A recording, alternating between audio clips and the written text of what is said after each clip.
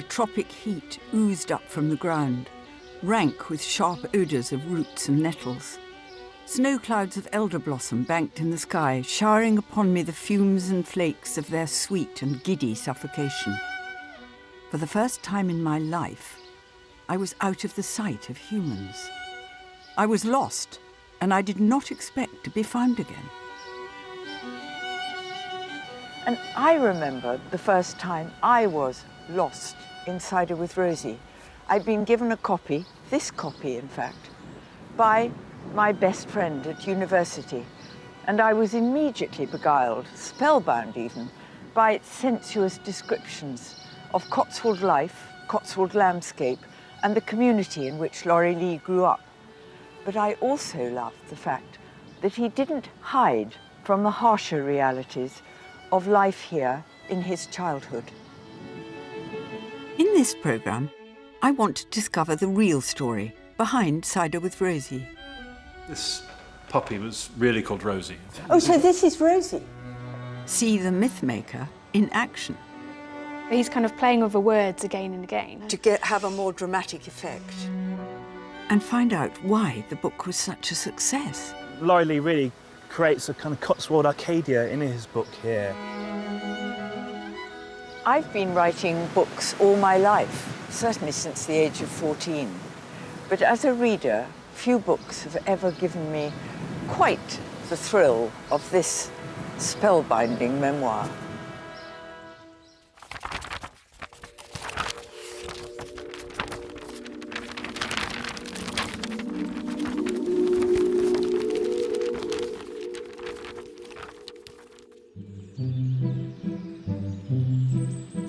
Published in 1959, but set almost 40 years earlier, just after the First World War, Laurie Lee's classic takes place in the tiny Cotswold community of Slade. I was born just a few miles away, and I have a particular connection to this book. This is the church where my great-aunt Muriel's husband, Uncle Cyril, was vicar of Slade from 1931. So Laurie Lee would have sat here and heard my great-uncle preach the word of the Lord. And I had no idea until Cider with Rosie was published that there was any family connection between the great writer and my family.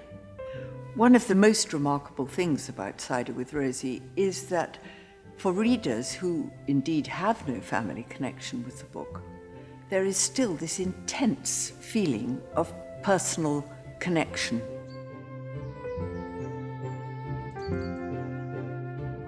The book's highly stylized and impressionistic chapters glow with nostalgic recollections of early childhood. In the same year the book was published, Laurie Lee returned to Slade, joined by a BBC film crew. The village to which our family had come was a scattering of some 20 to 30 houses down the southeast slope of the valley. The valley was narrow, steep, and almost entirely cut off. It was also a funnel for winds, a channel for the floods, and a jungly, bird-crammed, insect-hopping sun trap whenever there happened to be any sun. All human life tumbles riotously from the pages of Cider with Rosie, from colourful characters like the warring grannies and the bumbling squire, to formative moments like village celebrations and murderous pacts, all contained within a curious quirk of geography, a remote valley for centuries virtually cut off from a changing world. If you get perhaps just an edge of what Laurie Lee felt so passionately, this sense of extraordinary connectedness to an ancient past which in a way has gone. And I suppose it really has gone now, forever, hasn't it? I think he felt almost duty-bound to just record the last vestiges of this culture, this way of life that existed for over a millennia, sealed in amber in this amazing valley. And it's captured best of all by this quote here, in which he says, "The village, in fact, was like a deep-running cave, still linked to its antic past, a cave whose shadows were cluttered by spirits and by laws still vaguely ancestral." It's a tantalising notion, and whenever I read it, it sends tingles down my spine. And it has a visceral power, especially in a place like here. Laurie Lee says that it went back to the ice. He says, you know, the valley has been here since the Stone Age, and arriving as I did at the end of that age, I caught whiffs of something as old as the glaciers. Yeah. We are figures in this landscape because we are meant to be in such a landscape. Yes, I mean, it's part of the pastoral tradition, and Laurie Lee really creates a kind of Cotswold Arcadia in his book here, and this is his return ticket to that place. But the first childhood vision of this Arcadia is disconcerting, even distressing, as Laurie Lee recounts in the book's iconic opening lines. I was set down from the carrier's cart at the age of 3, and there, with a sense of bewilderment and terror, my life in the village began. The June grass amongst which I stood was taller than I was, and I wept. I'd never been so close to grass before. It towered above me and all around me, each blade tattooed with tiger skins of sunlight. That was the day we came to the village, in the summer of the last year of the First World War, to a cottage on a steep bank above a lake, a cottage with 3 floors and a cellar and a treasure in the walls, with a pump and apple trees, syringa and strawberries, rooks in the chimneys, frogs in the cellar, mushrooms on the ceiling, and all for 3 and 6pence a week. So this is it. After 50 years of reading about it, I am at last going down the steps to this house. Nowadays, almost a century after Laurie Lee's vividly evoked arrival, Hester Collins lives here with her own young family. She's going to show me a part of the building that's pretty much unchanged from Lee's time. Come on down, come and see this. Oh my goodness, it really is down. It is. My It goodness, really it's is. down. Oh, heavens! The Lee's cellar, the Yes. famous cellar. It is. How incredible. My goodness, so, strawberries and syringa, mushrooms in the ceiling, frogs in the cellar, all for 3 and 6pence a week. Were there frogs in the cellar? 7 years ago when we bought this place, yes. And a tree growing to the roof. This space really brings to mind the young boy's fear of the supernatural men who he believed lived between the walls. In his febrile imagination, they looked like old gods gone mouldy. But the house wasn't only crowded with ghosts. Laurie Lee was just one of a rowdy brood of children. Annie Lee, Laurie's mother, looked after 8 children, was it here? We think it's about 8 and perhaps 11 at one time. And you're a family of 4. We're a family of 4 and it's quite small. So. And do you find that visitors come up onto the famous bank up there on the road? Yes. Where Laurie Lee was set down in those grasses. What are they doing? I mean, do you think they're capturing a lost childhood? I think they're just coming back to perhaps a childhood or a memory of their grandparents. A part of time, which we've lost in many places now. And he knew it. Written at a time when Britain was still in the grip of grey post-war austerity, Cider with Rosie taps into deep roots in our national psyche. There's a tremendous taste for this kind of thing in the aftermath of the Second World War. Yes. For England's green and pleasant land, as it were, a utopian craving. And I think that's one way of thinking about what Laurie Lee is doing. Do you think it's a memoir? Do you think it's a bit of autobiography? I would call it elegy. It's all about the ruin of the past and so on. And it's full of elegiac notes about things that have gone now. It is certainly pastoral. The opening shots are an extremely poetic kind of prose, and I would say that in those kind of episodes he's trying to write prose poetry.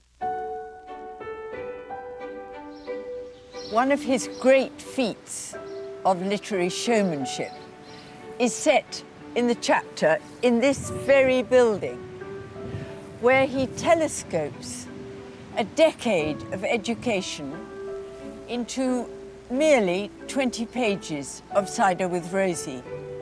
He paints a portrait of a Victorian school system mired still in a rigid 19th century rule book.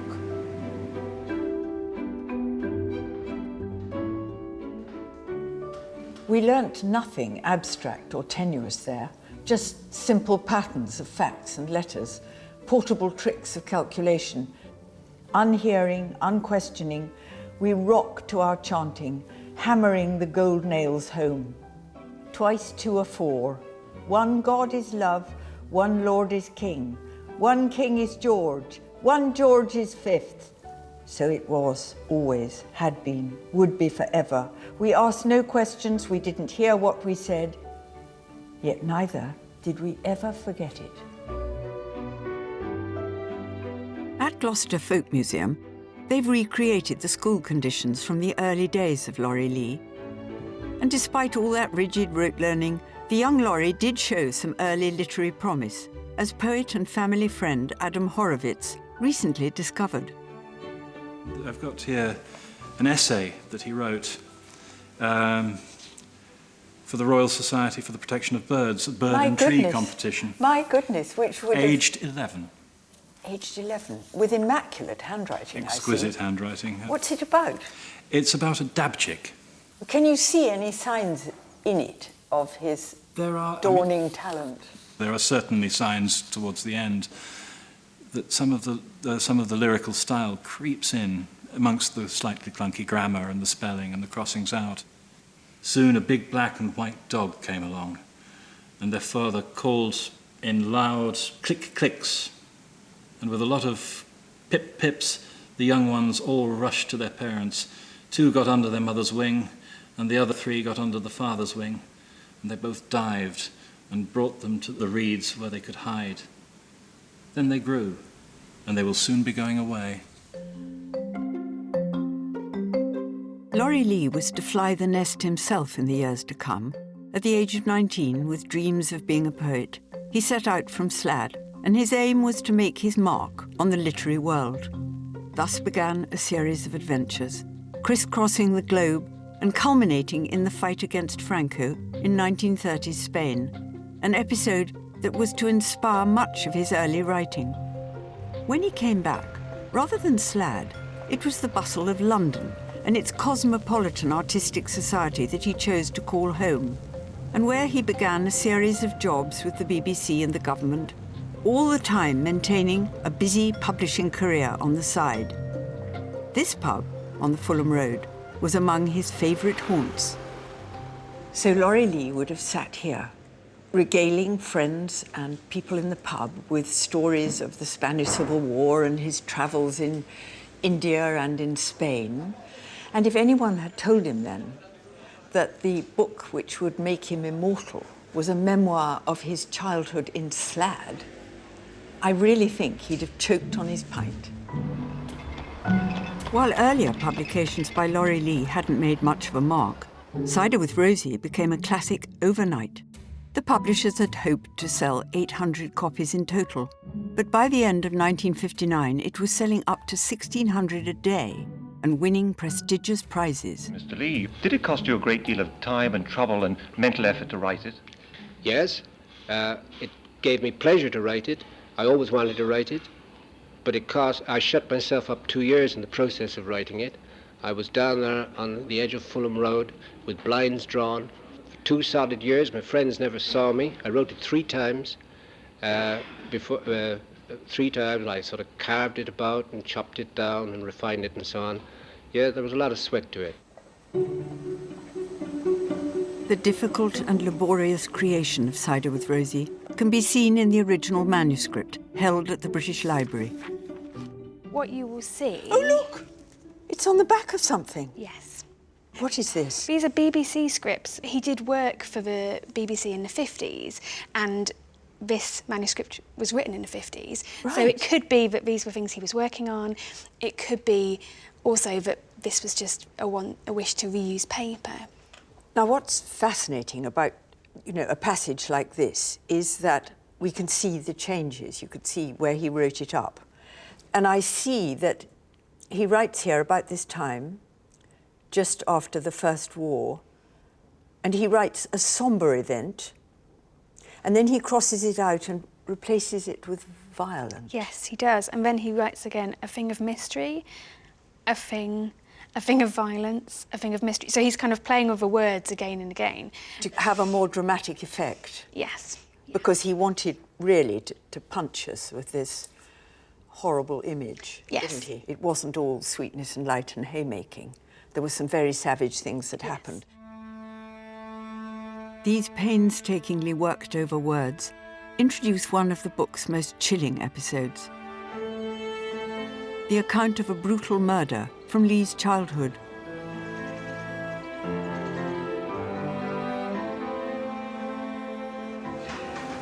It's just a few days before Christmas, and the inhabitants of Slad are drinking in their local pub. And they're disturbed by the sudden appearance, of a long-lost son of the village. The door blew open. To a gust of snow, and a tall man strode into the bar. Years ago, as a pale and bony lad, he'd been packed off to one of the colonies, sent by subscription and the prayers of the church, as many a poor boy before him. Usually they went and were never heard from again, and their existence was soon forgotten. Now one of them had returned like a gilded ghost, successful and richly dressed, and he'd come back to taunt the stay-at-homes with his boasting talk and his money. In the pages that follow, Lee describes the murder of this man, who apparently had made his fortune farming cattle in New Zealand, and how a conspiracy of silence engulfed the village in the months and years to follow.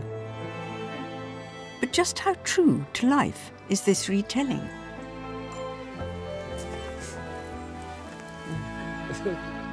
Local historian Elizabeth Skinner knows where the victim was buried, but his gravestone in nearby Sheepscombe has some surprising revelations.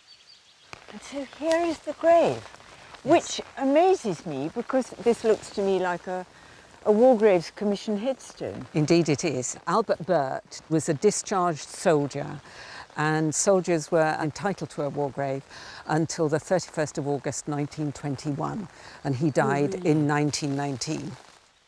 In no part of Cider with Rosie does Laurie Lee mention that Burt was a serviceman. But Elizabeth has some more surprises in store. We found the report of the inquest in the Stroud Journal in 1919, and it told us what we thought would probably be the closest to the truth. Albert Burt was a local man. He'd grown up here. But did he go to New Zealand? I mean, We have no evidence that he ever went to New Zealand. No. But at the time of the incident, he was living in Manchester and working as a wood turner.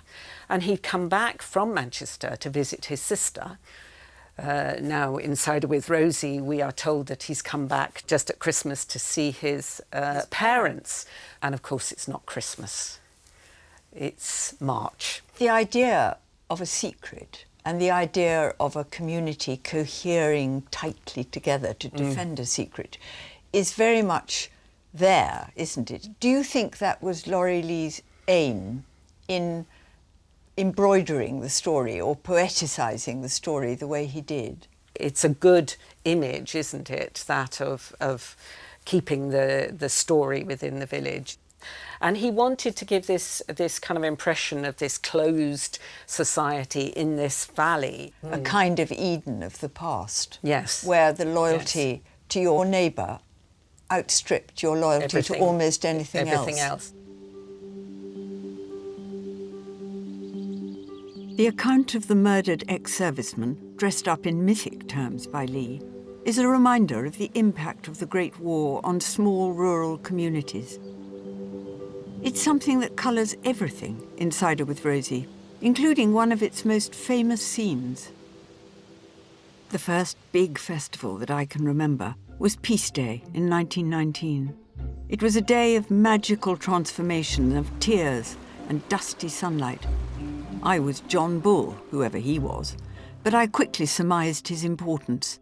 Later, I was photographed in a group by a rockery, surrounded by girls in butter muslin, by druids and eastern kings. I am a figure rooted in unshakable confidence, oval, substantial, and proud.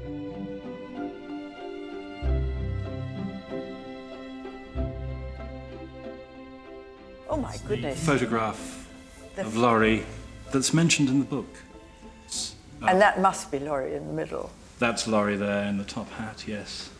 Mentioned in the book, stood next to him, is Poppy. This is Poppy. Poppy? And this is interesting. She looks a little minx, doesn't she? She does. This is interesting if you bear in mind that one of the early drafts of Cider with Rosie had it as Cider with Poppy. Really? This Poppy was really called Rosie, of course. Oh, she was? This one was called Rosie. So this is Rosie? This is the Rosie who died very recently and who certainly has been proclaimed as the Rosie in the book. Though Laurie said over many years that he's drawn in a number of different elements of characters, but there is a very strong suggestion that this Rosie, or Poppy, was the original. Though there have been many women over the years who've stood up in a sort of a Slad Valley I'm Spartacus moment saying, I was Rosie, I was Rosie. So there's certain traces of all of them.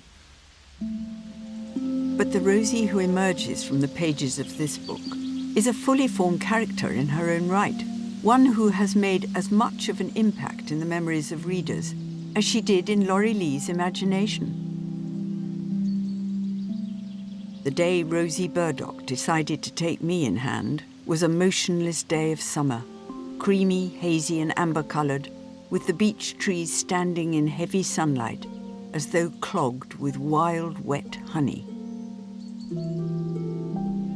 It's harvest time in Slad, and Rosie has got hold of a jar of cider which she is going to share with the young and impressionable Laurie. Huge and squat, the jar lay on the grass like an unexploded bomb. We lifted it up, unscrewed the stopper, and smelt the whiff of fermented apples. I held the jar to my mouth and rolled my eyes sideways like a beast at a waterhole. Go on, said Rosie.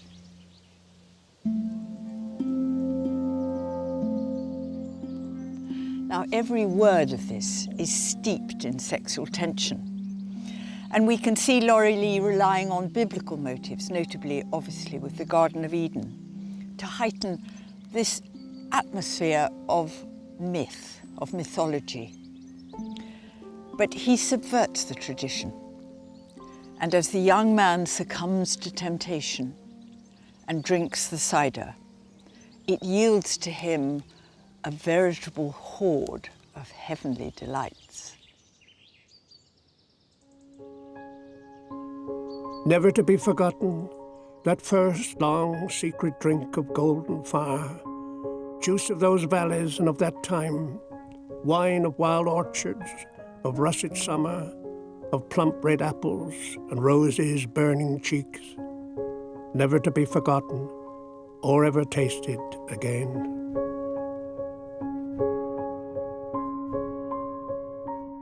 It wasn't just Laurie who succumbed to the charms of Rosie.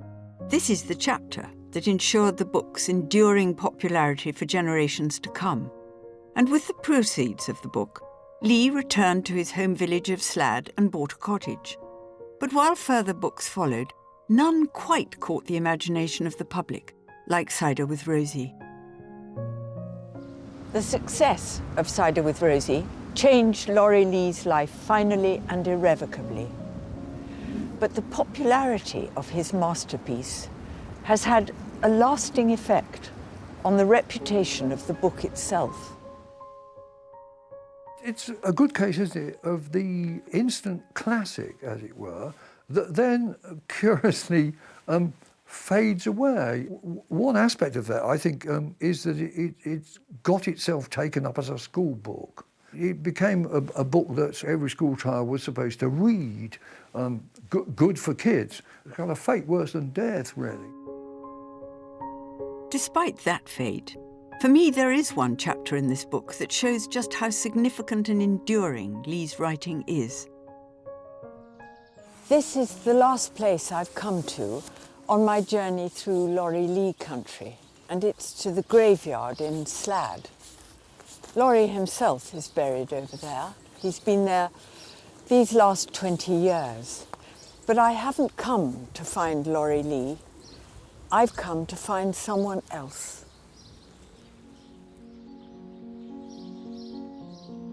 Our mother was a buffoon, extravagant and romantic, and was never taken wholly seriously. But within her she nourished a delicacy of taste, a sensibility, a brightness of spirit, which though continuously bludgeoned by the cruelties of her luck, remained uncrushed and unembittered to the end.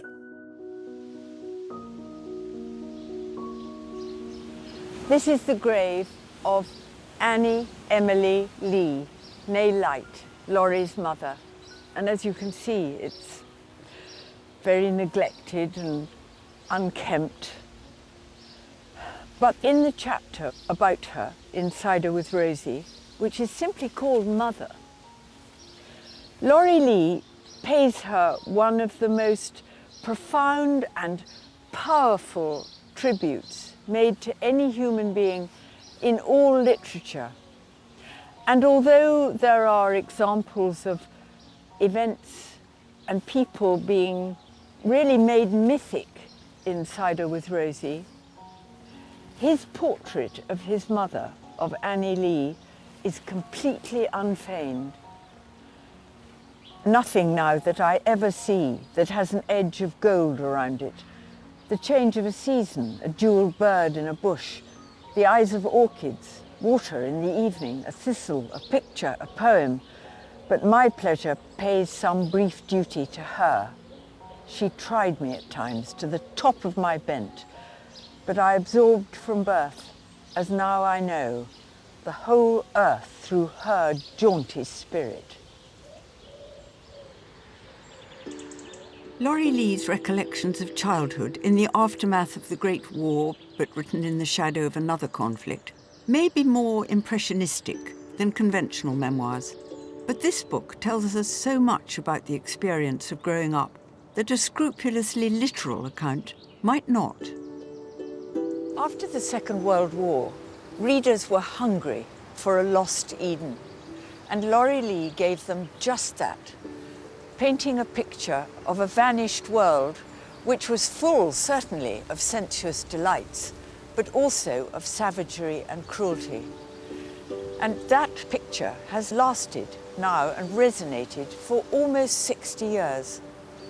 Long may it continue to do so.